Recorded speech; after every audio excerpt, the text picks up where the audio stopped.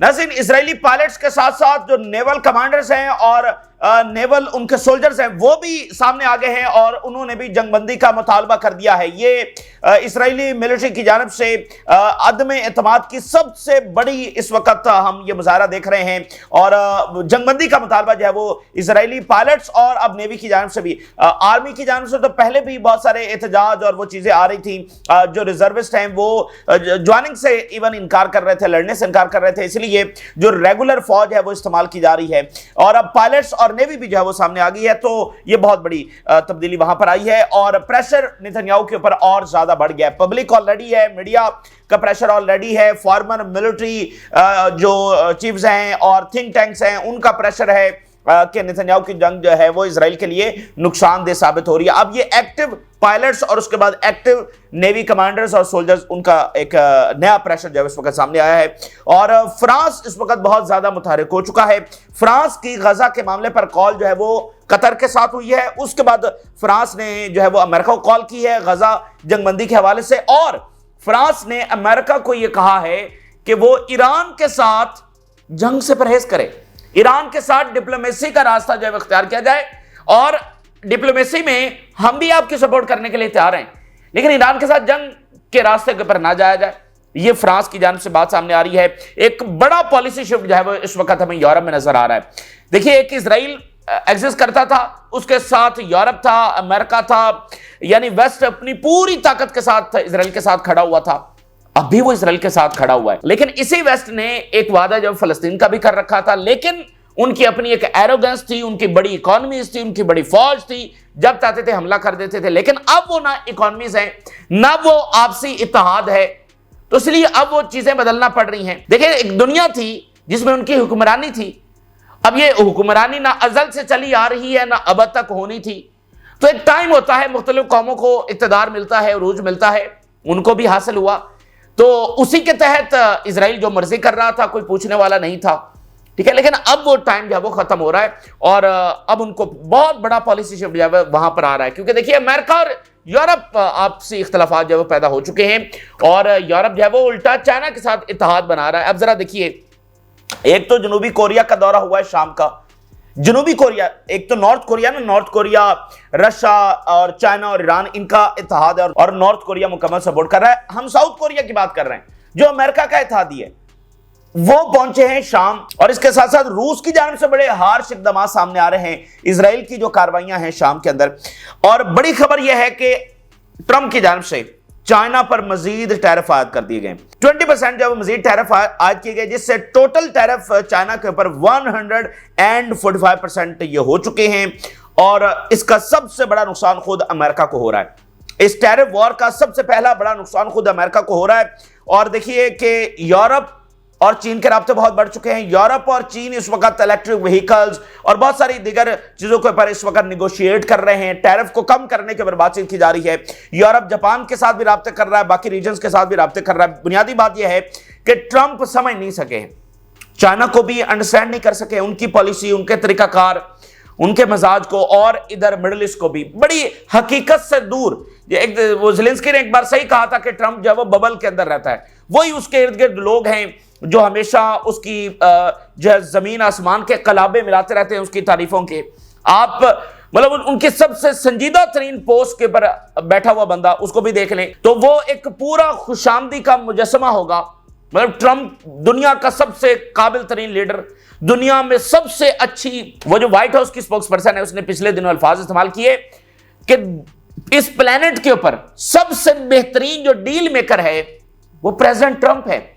यानी इस तो वो जैसे को बबल के अंदर, मतलब जो फीड किया जा रहा है, जो जैसे अभी वो रिचर्ड डी कपलान ने लिखा ना कि इंफॉर्मेशन कहां से आ रही है, सोशल मीडिया से आ रही है, तो हकीकत से दूर। इसलिए सबसे बड़ा नुकसान खुद अमेरिका ही को हो रहा है। अभी जब उन्होंने टैरिफ लगाए हैं तो उनकी मार्केट क्रैश कर गई है, बहुत ज्यादा डिक्लाइन के अंदर जब वो गई है। और दो बातें आप नोट करें कि ट्रंप ने दुनिया भर के ऊपर टैरिफ लगाए और किस जवाब के तौर पर टैरिफ लगाया कि दुनिया ने हमें लूटा है, तो फिर ये 48 घंटों के बाद टैरिफ वापस ले लिए, तो फिर दुनिया ने लूटना जो है वो बंद कर दिया है। और ये आइडियोलॉजी अपने आप में कितनी फेक है सारी दुनिया को पता है और ये रियलिटी हम सब के सामने है कि किसने किसको लूटा है। अभी तक अमेरिकन फोर्सेस कहां कहां पर मौजूद हैं, कहां से ऑयल निकाल रही हैं, कहां पर क्या कर रही हैं, ये तारीख को छुपी हुई तो नहीं है, तो किसने किसको लूटा? तो ये आइडियोलॉजी ही फेक है जिसके ऊपर ये फैसले हो रहे हैं। तो दूसरी बात यह है कि ट्रंप ने कहा जी हमने चाइना के ऊपर इसलिए ज्यादा टैरिफ लगाए हैं कि चाइना ने हमारी रिस्पेक्ट नहीं की, हमारे टैरिफ के जवाब में उसने टैरिफ लगा दिए।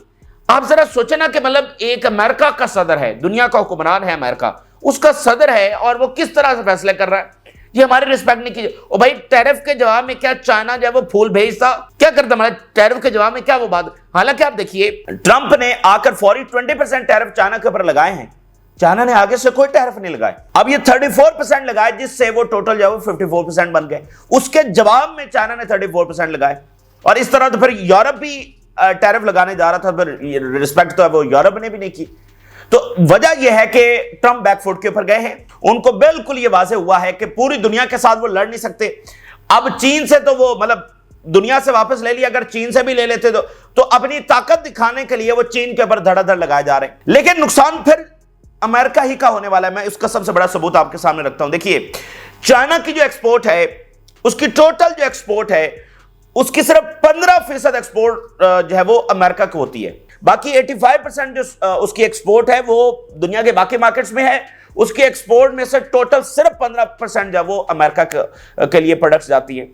तो इतनी यानी ये नहीं है कि वो 50% अपनी एक्सपोर्ट्स का टोटल जो है वो अमेरिका भेज रहा है तो चाइना कोलैप्स हो जाएगा। भाई 15% है, वो उसको डाइवर्ट भी कहीं कर लेंगे, कम भी कर लेंगे, उसको मतलब मैनेज कर सकते हैं ना भाई। 85% तो वो मोहताज नहीं है, चाइना की 85% मोहताज नहीं है अमेरिकी मार्केट की, तो इसलिए वो इसको सर्वाइव करेंगे और इसलिए वो कई दहाइयों से इस बात की जो है वो तैयारी भी कर रहे हैं। तो उल्टा नुकसान किस, अब देखिए आप जरा अंदाजा कर लें, आईफोन जो है वो $400 का मिल रहा था अमेरिका में, अब वो अगर अमेरिका में मैन्युफैक्चर होता है तो वो $3500 का कम से कम होने जा रहा है। $400 से $3500। अमेरिकन तो आईफोन अफोर्ड नहीं कर सकते। मतलब ट्रंप वो जो अंदर ही अमेरिका के अंदर ये बात हो रही है ना कि भाई हकीकत से दूर पॉलिसीज, और वहां के बड़े फेमस मुसन्नफ हैं, उन्होंने भी कहा कि ट्रंप की जो पूरी टीम है वो मीडियोकर टीम है और मीडियोकर उनके डिसीजन जो है वो इस वक्त हो रहे हैं। अब देखिए आईफोन जो है इसको अगर पूरी तरह से अमेरिका के अंदर बनाया जाए तो भी 40 मुल्कों से वो पुर्जे आते हैं जिससे आईफोन बनता है, तो 40 मुल्कों से वो मंगवाने पड़ेंगे। तो ट्रंप की बुनियादी पॉलिसी तो यह है ना कि भाई सारी मैन्युफैक्चरिंग जो वो अमेरिका का, भाई सारी मैन्युफैक्चरिंग कैसे हो सकती है, एक चीज कहां से लेनी है, दूसरी चीज कहां से लेनी है। और जहां पर प्लांट्स लगे हुए हैं वो एक खास मसलियत के तहत लगे हुए हैं कि वहां पर सस्ती लेबर है। अब वो चाइनीज इसीलिए जो है वो सोशल मीडिया के ऊपर मीम्स भी बना रहे हैं अमेरिकन की कि वो मतलब फैट अमेरिकन बैठे हुए हैं और आगे सिलाई मशीन है और कपड़े सी रहे हैं और जूते बना रहे हैं, कि वो चाइनीज है वो उनका मजाक। देखिए एक होता है ना, एक मजाज होता है और फिर लाइफस्टाइल उससे मुंसलिक हो जाता है। मिसाल के तौर पर बांग्लादेश के लोग हैं, वियतनाम के लोग हैं, बाकी दुनिया के मुख्तलिफ मालिक के लोग हैं जहां पर ये कारखाने लगे हुए हैं, तो उनकी जिंदगियां इसके मुताबिक आप कह लें कि डिजाइन हो चुकी हैं, इससे वाबस्ता हैं इस लाइफस्टाइल से कि भाई वो फैक्ट्रियों में काम करते हैं, इस मुताबिक उनकी जिंदगी ही सारी इस पैटर्न के ऊपर चल रही है। चाइना के अंदर देख लें कैसे उनकी जिंदगी इसके मुताबिक चल रही है। भाई अमेरिकन का मामला बिल्कुल डिफरेंट है, तो उनको आप सिलाई मशीन के ऊपर बिठा देंगे तो उसका नतीजा जो है फिर क्या निकलने वाला है, और वो पॉसिबल भी नहीं है। नुकसान इकोनॉमिकली भी अमेरिका का होने जा रहा है। और वैसे आप देखें तो ये कितना अनजस्टिफाइड है, मतलब ये टैरिफ लगाना, इसका मतलब यह है कि आप उनके कारखाने बंद कर रहे हैं, आप उनके लाखों करोड़ लोगों की जिंदगियां मुतासर कर रहे हैं। भाई जब आपने खुद ये बैठकर सबने उसूल बनाया है फ्री ट्रेड होगी, तो जब चाइना को इकदाम नहीं उठा रहा तो उनके ऊपर ये टैरिफ लगाकर रिस्ट्रिक्ट करके आप उनके कारखाने बंद करने की बात कर रहे हैं ना, मतलब उनके हजारों लाखों लोग उससे मुतासर होंगे। तो फिर ये तो टोटल अनजस्टिफाइड। और सिर्फ वजह क्या है, अमेरिका से चाइना की जो है वो तरक्की कबूल नहीं हो रही। अमेरिका जंगों के अंदर रहा, अपनी इकोनॉमी को वहां पर जाया करता रहा, चाइना जो है वो ट्रेड करता रहा, कंस्ट्रक्शन करता रहा, दुनिया में उनकी खुशहाली के लिए इन्वेस्ट करता रहा, अमेरिका दुनिया में तबाही मचाता रहा। अब उसको अचानक से ख्याल आ गया कि भाई हमारी तो इकोनॉमी का भट्ठा बैठ रहा है, तो जनाब जो उभरती जिससे हमें खतरा है यानी चाइना, इसको तबाह कर दो, ठीक है ना, यानी जो हमें टक्कर दे सकता है चाइना, इसको तबाह कर दो। तो ये चाइना सरस तबाह होने वाला। हुतीज नहीं संभाले जा रहे हैं, हुतीज के मुसलसल हमले जो उस वक्त जारी हैं। और ईरान के साथ अगर अमेरिका इस हालत में जंग करता है तो मोस्ट डिस्ट्रक्टिव वॉर जो है वो अमेरिका के लिए साबित होने वाली है। मैं आपको बता दूं नाज़रीन कि बड़ा मुश्किल होने जा रहा है, जो हालात पैदा हो चुके हैं कि नेतन्याहू इसको कितनी देर मजीद झेलता है और कोई स्ट्रेटेजिक विक्ट्री इजराइल के लिए नहीं है। और हर एक नई डेवलपमेंट उसके खिलाफ जो घेरा तंग करती चली जा रही है। और अगर अमेरिका ने गलती की ईरान पर हमला करने की, तो ये बहुत बड़ी हिस्टोरिक मिस्टेक जब अमेरिका की होगी, उनकी इकॉनमी का भुरकस निकल जाएगा और इजराइल ये जंग किस तौर पर अफोर्ड नहीं कर सकता ईरान वाली, और ना ये गजा के अंदर जो अग्रेशन जारी रखे हुए इससे कुछ हासिल करने वाले हैं। बहुत जल्द जो है ना ये अपने अंजाम को पहुंचेंगे। अच्छा, बात यह है कि इजराइल के अंदर की जो हेडलाइंस है मैं पहले आपके सामने रखूं, तो बहुत सारी एक तो डेवलपमेंट्स हो रही हैं पिछले कुछ महीनों से, लेकिन एक बड़ी डेवलपमेंट जो पिछले 48 घंटों में हुई कि 1000, ये जब नेतन्याहू वहां वाशिंगटन के अंदर था, 1000 पायलट ने खत लिख दिया और फिल फॉर जंगबंदी का मुतालबा किया। अब ये तो नेतन्याहू के लिए मतलब उसके पांव तले से जमीन निकल गई कि ये क्या हो गया भाई। पब्लिक ऑलरेडी प्रेशर है, मीडिया का है, ऑपोजिशन का है, ये पायलट्स 1000 पायलट, तो उसने जनाब उसको रोकने के लिए उनको क्रश किया, फोर्स इस्तेमाल की, जिससे जाहिर बात है उल्टा ही नतीजा निकलना था। तो उल्टा नतीजा ये निकला है कि पायलट्स के साथ नेवी के लोग जो है वो भी आकर उन्होंने ज्वाइन कर लिया और फिल फॉर जंगबंदी का मुतालबा कर दिया है। Hundreds of armored soldiers and naval personnel joined the message of the pilots demanding end to the war and the return of the prisoners। और फिर पायलट्स जो हैं उनको वो मुख्तलिफ मीडिया के ऊपर जा रहे हैं, वहां पर इंटरव्यूज दे रहे हैं और बता रहे हैं कि नेतन्याहू की जंग इजराइल के लिए कितनी डिस्ट्रक्टिव है और इससे इजराइल कुछ हासिल करने वाला नहीं है। इजराइल, देखिए आप जरा बुनियादी बात क्या है, आप जरा नोट तो करें पूरी दुनिया में इजराइल के हवाले से क्या सेंटीमेंट पैदा हो रहा है। पूरी एक एक मुल्क में जहां जहां उनका फौजी लॉ सूट्स फाइल हो रहे हैं, पूरी दुनिया में क्या सेंटीमेंट उनके लिए पैदा हो रहा है। तो ये तो नेतन्याहू तबाही कर रहा है, पूरी तबाही, ठीक है ना। ये कोई विक्ट्री का रास्ता नहीं है जिसके ऊपर नेतन्याहू चला हुआ है। और जैसे मैंने आपको पहले कहा कि जो माइनॉरिटी है can not rule majority for a long time. तो जितना टाइम उन्होंने लेना था ले लिया, और इस तरह का जुल्म करके तो वो अपने लिए मसाल खड़े कर रहे हैं। और ये इस बात का एहसास है इजराइल के लोगों को। इसलिए आप देखें तो बहुत सारे इजरायली, बहुत सारे ज्यूज हैं, वो मुख्तलिफ ममालिक में प्रोटेस्ट कर रहे हैं इस जंग के खिलाफ। इजराइल के अंदर भी इस बात के प्रोटेस्ट हो रहे हैं और अब उनके पायलट्स प्रोटेस्ट कर रहे हैं। और भाई किस बात, उनको फलस्तीनियों से हमदर्दी हो गई है क्या? मसला क्या है? अब वो ग्रेटर इजराइल से पीछे हट गए? नहीं, ऐसा कोई मसला नहीं है। उनको इस बात का इदराक है कि ना तो हमें यहां पर कोई विक्ट्री मिलने वाली है, ना कोई सिक्योरिटी और सेफ्टी मिलने वाली है, और ऊपर से पूरी दुनिया में जो हमारे खिलाफ सेंटिमेंट पैदा हो रहा है उसका नतीजा क्या निकलेगा। अब जरा देखिए, the issue has become more dramatic than we expected. ये पायलट्स जाकर मीडिया के ऊपर इंटरव्यू दे रहे हैं कि मामला और भी ड्रामाई हो चुके हैं, भयानक हो चुके हैं जितना हम एक्सपेक्ट कर रहे थे स्टेट ऑफ इजराइल के लिए। The prisoner must be returned even if the price is stopping the war। अगर जंग रोकनी पड़े कैदियों को वापस लेने के लिए तो भी ये रोक दी जाए। हमारा इस जंग में कोई मफाद नहीं है। ये पायलट्स और उसके बाद जब नेवी, तो अब इसको नेतन्याहू क्या मजीद फोर्स इस्तेमाल करेगा। तो देखिए एक एक तरफ से घेरा तंग, और वो जो शिन बेत का चीफ है वो अभी तक अपनी बैठा हुआ है क्योंकि अदालत ने उसके हक में फैसला दे दिया है।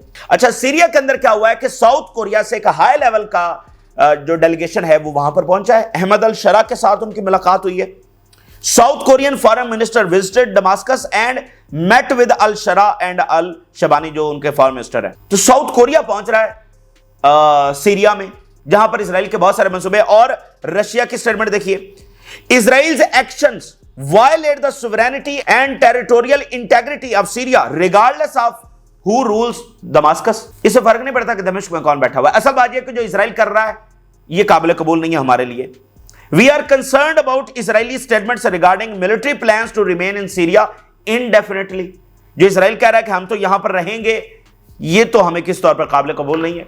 तो देखिए यहां पर इजराइल के अपने प्लान्स हैं, लेकिन मुख्तलिफ मालिक किस तरह सीरिया के साथ इंगेज हो रहे हैं, बावजूद इसके कि जो दमास्कस अथॉरिटीज की अपनी गलतियां या जो भी वो पॉलिसी। लेकिन हमने तो सीरिया के लोगों की बात करनी है ना। मतलब इजराइल जो कर रहा है वो सीरिया के लोगों के लिए तो कोई बेहतर नहीं हो सकता, ठीक है। तो ये देखिए कितनी बड़ी तब्दीलियां यहां पर आ रही हैं। मुख्तलिफ मालिक किस तरह मिडल ईस्ट के साथ इंगेज कर रहे हैं। साउथ कोरिया के डेलीगेशन वहां पर पहुंचा है और यमन कह रहा है कि तमाम तर अग्रेशन के बावजूद अमेरिका हमें रोकने में नाकाम है और फिलिस्तीन से हमें पीछे हटाने में नाकाम है। Despite all the escalations the Americans have failed to stop our missiles operations and marches into occupied Palestine. Despite all the escalation, the Americans have failed to secure maritime navigation for the Israeli enemy.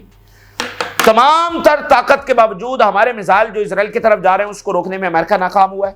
तमाम तर ताकत के बावजूद Israeli जहाजों के लिए रास्ता खुलवाने में अमेरिका नाकाम हुआ है। तो इससे बड़ी जिल्लत कोई हो नहीं सकती।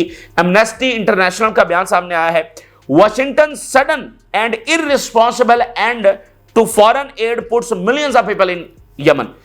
अब वो जो एड थी वो वहां पर लोगों के लिए आ रही थी वो बंद कर दी गई है, जिससे फाका ज़दा और सबसे पुअर नेशन अरब वर्ल्ड की वो और ज्यादा मुश्किल के अंदर इस वक्त चली गई है। तो हर हरबा अमेरिका इस्तेमाल कर रहा है लेकिन पूरी तरह से नाकाम है। और उधर हिजबुल्लाह को भी बहुत सारे चैलेंजेस का अंदरूनी सामना है। गवर्नमेंट को अमेरिका एक्सप्लॉइट कर रहा है कि हिजबुल्लाह को डिसआर्म किया जाए, ठीक है ना। अब अगर हिजबुल्लाह ना होती तो लेबनान के ऊपर तो इजराइल कब्जा कर चुका था। यह भी एक आइडियोलॉजी है जो कैसे फैलाई जाती है, कैसे बताया जाता है जी नहीं नहीं इजराइल के साथ मुज़ाकरात कर लें, उनके साथ चलने में ही भलाई है। भाई इजराइल के साथ आप चल रहे थे तो आपके ऊपर तब तो हिजबुल्लाह थी नहीं जब आपके ऊपर कब्जा हो चुका था। ये हिजबुल्लाह ना होती तो बेरूत में इजराइल बैठा होना था, ठीक है। तो बहरहाल वहां पर भी ये कोशिश है और इधर यमन के ऊपर पूरा जोर लगाया जा रहा है। देखिए इकोनॉमी का यहां पर बहुत बहुत महंगी वॉर साबित हो रही है। तो ट्रंप जो है वो किस देर तक इसको चला के रखता है। और ट्रंप का मिजाज अब आपको समझ आ गया है, वो किसी भी दिन बस किसी भी दिन अगले 8-10 दिनों में, 20 दिनों में, 1 महीने में, ये बात उसके मिजाज से आपको वाज़ेह है कि वो लंबी जंग वाला बंदा नहीं है। उसको जो बुनियादी जो बताया गया था या उसकी जो अपनी कैलकुलेशन थी कि बस 2-4 बम मारेंगे और हुतीज भी गए और हमास भी गई और फलाने भी गए, बस सब खत्म, ये उसका स्टाइल है और यही उनकी एरोगेंस है। लेकिन वैसा हुआ नहीं। तो वो कितनी देर इसको मजीद चलाता है। बहुत नुकसान हो रहा है, यहां पर बिलियंस ऑफ डॉलर्स यहां पर जा रहे हैं और वहां वो पाई का हिसाब कर रहा है, भी उसको भी निकालो उसको भी निकालो। तो अंदर से प्रेशर बढ़ेगा ना कि भैया आप अपने लोगों को निकाल रहे हैं और एक अननेसेसरी वॉर यमन में आपने छेड़ रखी है जिसमें आपको कुछ हासिल नहीं हो रहा और अपने आप को एक्सपोज कर रहे हैं। और अब आप देखिए चाइना किस हद तक यमन में इन्वॉल्व होगा, क्योंकि चाइना के ऊपर तो जंग छिड़ चुकी है, तो चाइना कितना यहां पर इन्वॉल्व होगा। इसके अलावा नाज़रीन एक कैदी हैं अहमद मनासरा। ये एक छोटे बच्चे थे, इनको गिरफ्तार किया गया था जब इनकी उम्र सिर्फ 13 साल थी। आप क्या सोचते हैं कि फलस्तीनी बेवकूफ है? मतलब फलस्तीनी ये कुर्बानियां देते चले जाएंगे और उनको आजादी हासिल होने वाली नहीं है। 13 साल की उम्र में उनको गिरफ्तार किया गया, 10 साल वो कैद के अंदर रहे। आज उनकी रिहाई हुई है और ये 10 साल जिस अजियत में गुजरे हैं आपने महसूस कर सकते हैं ना, हम आपको बता सकते हैं। हर तरह का टॉर्चर, आप कोई भी टॉर्चर जो है वो जिस बारे में जानते हैं वो हर टॉर्चर उन्होंने सहा, जिस्मानी तौर पर, जहनी तौर पर बहुत बुरी हालत के अंदर रहे। 13 साल की उम्र में गिरफ्तारी हुई और आज उनकी रिहाई हुई है 10 साल के बाद, ठीक है। और आज उनकी उम्र जो है वो 23 साल है और इजरायली इंटेलिजेंस ने उनके घर जाकर धमकाया है कि अगर जो है वो सेलिब्रेट करने की कोशिश की तो दोबारा गिरफ्तार कर लेंगे। ये इजराइल का जुल्म है। अच्छा, फ्रांस जो है वो बहुत एक्टिव हो चुका है और हमें एक बड़ा पॉलिसी शिफ्ट जो है वो यूरोप में नजर आ रहा है। वजूहात हम आपको बता रहे हैं कि क्या वजूहात हैं, इकोनॉमिक हैं, स्ट्रेटेजिक शिफ्ट आ रहा है, दुनिया तब्दील हो रही है, नया ऑर्डर बन रहा है, तो उसमें पुराने अलायंसेस टूट रहे हैं, नई जरूरियात हैं, नई तरजीहात हैं, ठीक है, स्ट्रेटेजिक शिफ्ट आ रहा है। तो एक इसराइल वही खड़ा हुआ है 48 में, जिस ताकत, बदमाशी, जुल्म के बलबूते पर कायम हुआ, वो अब भी उसी तरीके से जारी रखना चाहता है, जारी रखे हुए है। लेकिन ये मामला खत्म होने को आ रहा है, ठीक है ना, ये मामला खत्म होने को आ रहा है। इजरायली हिस्टोरियन ने बिल्कुल सही लिखा है कि this is the last phase of the Zionism, ठीक है ना, ये हो रहा है। तो मैक्रोन का दौरा हुआ इजिप्ट का, वहीं से फिर सीज़फायर टॉक शुरू हुई, ट्रंप को कॉल हुई, उसके बाद अभी मैक्रोन ने जो है वो कतर के अमीर को कॉल की है और इसमें गजा डिस्कस हुआ है। अमीर Qatar received a call from the president of France during which they discuss the developments in Gaza and the occupied Palestinian territories, यानी वेस्ट बैंक भी उसमें डिस्कस हुआ। उसके बाद फ्रांस की कॉल जो है वो अमेरिका को हुई and they discuss the war in Ukraine, in Gaza, middle east issues and new custom duties. बुनियादी तौर पर गजा का सीज़फायर डिस्कस हुआ, उसके बाद डेफिनेटली फिर उनके अपने मामला यूक्रेन जंग भी डिस्कस हुई, टैरिफ भी डिस्कस हुए, बहुत सारी चीजें डिस्कस हुई। बुनियादी तौर पर गजा के सीज़फायर के ऊपर बातचीत चल रही। और फिर फ्रांस ने क्या कहा अमेरिका को, ईरान के साथ जंग का रास्ता इख्तियार ना किया जाए। कितना बड़ा पॉलिसी शिफ्ट, आप जरा अंदाजा कर लें। ईरान के साथ जंग का रास्ता इख्तियार ना किया जाए, डिप्लोमेसी का रास्ता इख्तियार किया जाए। और अगर आपको किसी डिप्लोमेसी की जरूरत है, ईरान के साथ अगर बातचीत करनी है, हम तैयार हैं, हम बात करेंगे ईरान से, कौन से बात नहीं मार, हम आपको ऑफर करते हैं। France express to his American counterpart Paris support for not war, for any diplomatic effort to reach an agreement with Iran. कोई भी एफर्ट जो एग्रीमेंट के लिए होगी, डिप्लोमेसी के लिए होगी, हम तैयार हैं, नॉट फॉर वॉर। और फिर इससे अगली बात देखिए, उससे आपको मजीद वाज़ेह होगा। अमेरिका जो है वो पोलैंड से इवैक्यूएट कर रहा है, पोलैंड की बेसेस खाली कर रहा है। और अभी खबर देखिए, France and Poland are about to sign a bilateral agreement covering defense and nuclear energy. अब आप इससे यूं अंदाजा लगा सकते हैं कि ये कोई इक्का दुक्का वाकयात नहीं है, ये पूरा कंप्रिहेंसिव पॉलिसी शिफ्ट है। और उसी पॉलिसी शिफ्ट के तहत हम आपको बता रहे हैं कि वो तब्दीली आ रही है। भाई अमेरिका छोड़ गया, यूरोप ने अपने फैसले करने। अब एक इंडिपेंडेंट हाउस के तौर पर, एक इकोनॉमिक पावर, एक मिलिट्री पावर के तौर पर यूरोप ने उभर कर सामने आना है पूरी दुनिया में। तो फिर पहले उनके बिहाफ के ऊपर अमेरिका पॉलिसी बना रहा था, अब यूरोप ने अपनी पॉलिसी बनानी है। तो यूरोप को मिडिल ईस्ट से इंगेज करना है। देखिए यूक्रेन की वॉर चल रही है, इकोनॉमिक चैलेंजेस हैं, उनको क्या फायदा है अब इस जंग में जो इजराइल कर रहा है, जो सिर्फ और सिर्फ जेनोसाइड है। भाई मिडिल ईस्ट फ्रांस के साथ चलने के लिए तैयार है, यूरोप के साथ चलने के लिए तैयार है, इन्वेस्टमेंट्स करने के लिए तैयार है। तो इस जेनोसाइड से तो यूरोप को कोई फायदा नहीं हो रहा, जंग मजीद फैलेगी तो नुकसान बल्कि यूरोप को ज्यादा होगा। इस जेनोसाइड से यूरोप को क्या फायदा है। तो माजी का टाइम कुछ और था, जब यही फ्रांस था, मिस्र के ऊपर हमला भी किया, सारा कुछ किया। लेकिन आज वो टाइम नहीं है, आज वही फ्रांस है वो मिस्र पहुंचा है। भाई एक तारीख है, स्विस कनाल क्राइसिस हुआ और सारा फ्रांस, बर्तानिया और इजराइल ने हमला किया मिस्र के ऊपर, वही फ्रांस यहां पर आ रहा है और स्ट्रेटेजिक पार्टनरशिप साइन कर रहा है। जब टाइम बदलता है, तरजीहात, जरूरियात बदलती हैं, तो दोस्तियां भी बदल जाती हैं, तो अलायंसेस भी बदल जाते हैं, ठीक है ना। ये हमेशा का कोई किसी का इत्तेहादी नहीं होता।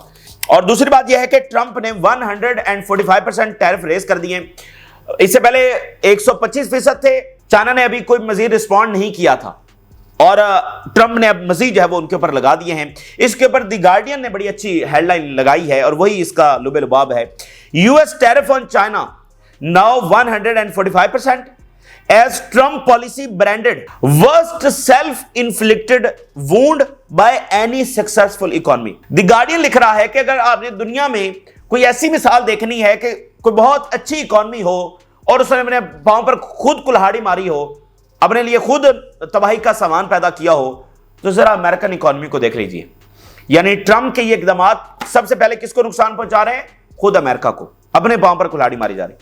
Trump speaks at cabinet meeting as market stumble on China tariff fear. China के लगे टैरिफ चाइना के ऊपर है, मार्केट अमेरिका की गिर गई है। तो ये देखें ना, हकीकत से दूर ये सारे फैसले जो किए जा रहे हैं। फिर आप देखिए अमेरिका जो है वो यूरोपियंस को थ्रेट कर रहा है कि अगर चाइना की तरफ गए तो क्या होगा।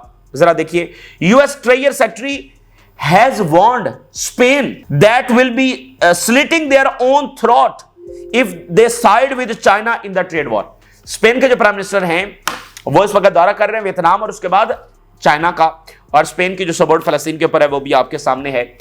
तो अमेरिका धमका रहा है स्पेन को और दीगर यूरोपियन कंट्रीज को कि जो चाइना के साथ बातचीत करने जा रहे हैं। तो बर्तानिया का तो कमांडर इन चीफ वहां पर पहुंचा हुआ है, ठीक है, और यूरोप उनके साथ। अभी आप देखिए यूरोप बात कर रहा है, टॉक्स इस वक्त हो रही हैं कि जो चाइनीज इलेक्ट्रिक व्हीकल्स हैं उनके ऊपर जो टैरिफ है यूरोप में ऑलरेडी लगे हुए हैं उनको कम किया जाए। तो आप जरा अमेरिका की पॉलिसी देखें ना, यूरोपियंस को थ्रेट कर रहे हैं, टैरिफ भी लगाएं, थ्रेट भी कर रहे हैं कि चाइना के साथ न खड़े हो, और उनकी सिक्योरिटी की को गारंटीज भी नहीं ले रहे। ट्रस्ट भी खत्म हो चुका है। मतलब आप खुद इससे अंदाजा लगा लीजिए कि वो अंपायर अभी तक तो कायम है, लेकिन ये अंपायर कितनी तेजी के साथ डिक्लाइन की तरफ जा रही है। और अभी जो बर्तानिया के प्राइम मिनिस्टर हैं उनकी जापान के साथ बात हुई है। अब देखिए, कभी ये यूरोप इस तरह राब्ते नहीं करता था जापान से, ऑस्ट्रेलिया से, मिडिल ईस्ट। अमेरिका करता था, पैसिफिक में तो कोई यूरोप की प्रेजेंस भी नहीं है। लेकिन अब उन्होंने इंडिपेंडेंटली अपनी पॉलिसी बनानी है, हर एक के साथ इंगेज करना है, और उनको इकोनॉमिक चैलेंजेस हैं, तो लिहाजा वो वॉर को अफोर्ड नहीं कर सकते। ये बुनियादी चीज है। अब US secretary of defence Panama में गए हैं, तो आज उनकी नई स्टेटमेंट आई है और उन्होंने धमकी लगाई है। उन्होंने कहा जी हमने एक एग्रीमेंट साइन कर लिया है पनामा के साथ regarding the Panama canal and protecting it from Chinese influence. My visit to Panama was very good and we have opportunity to get China out of there. ये पहला बकायदा कोल्ड वॉर वाली statement, मतलब बकायदा कि हमने चाइना को get out कर दिया है पनामा से, ठीक है। तो ये ट्रंप के खिलाफ क्या हो रहा है? इन्वेस्टिगेशन शुरू हो गई है। हुआ इस तरह से है कि जब ट्रंप ने ये टैरिफ वापस लिए तो उससे कुछ घंटे पहले उन्होंने लिखा कि this is a good time to buy, यानी शेयर्स खरीद लो। उसके बाद उसने टैरिफ वापस ले लिए। फिर उसकी एक वीडियो आई जिसमें वो ओवल ऑफिस में अपने जो बिलियनर्स दोस्त हैं उनके बारे में जो है वो बात कर रहा है कि देखो इन्होंने जो है वो बिलियंस ऑफ डॉलर्स कमा लिए हैं इस एक झटके में। तो वहां पर लॉ मेकर्स है वो उन्होंने इन्वेस्टिगेशन का आगाज किया। US law makers call for probe into Trump following tariff U turn, कि यहां पर क्या मैनिपुलेशन हुई है, कि क्या ये सिर्फ बिलियनर दोस्तों को फायदा पहुंचाने के लिए ये सारा कुछ हुआ है। तो अमेरिका को तो नुकसान हुआ है, वो ट्रिलियंस ऑफ डॉलर्स डूब गए, अमेरिका के ट्रिलियंस ऑफ डॉलर्स डूब गए। वो पब्लिक का सरमाया था जिन्होंने महंगे शेयर्स खरीदे और सस्ते बेचे, लोगों का सरमाया डूब गया, $9 ट्रिलियन साफ हो गए। और ट्रंप साहब जब वो यू टर्न लेकर बैठे हुए और कह रहे हैं कि शेयर खरीद लो, ठीक है। तो ये जनाब वहां पर है। तो आप सिर्फ ये देख रहे हैं कि ट्रंप इंतजामिया जंगे छेड़ रही है, जो मर्जी कर रही है, उनके फैसले हकीकत से दूर है। बाकी उनकी ताकत है, वो कुछ भी अभी कर सकते हैं, बम गिरा सकते हैं, जंगों को लंबा भी चला सकते हैं, लेकिन क्या इसके नतीजे में वो कोई विक्ट्री की तरफ जाएंगे? नहीं, वो ज्यादा और अपने नुकसान की तरफ जाएंगे। तो ये इस वक्त की तफसीलात हैं जो आपके साथ शेयर किया हमने। राह जरूर आगाह करें। जिन लोगों ने चैनल को सब्सक्राइब नहीं किया उनसे रिक्वेस्ट करेंगे कि चैनल को जरूर सब्सक्राइब कर लें ताकि हर आने वाली वीडियो आप तक पहुंच सके। इजाज़त, अल्लाह हाफ़िज़।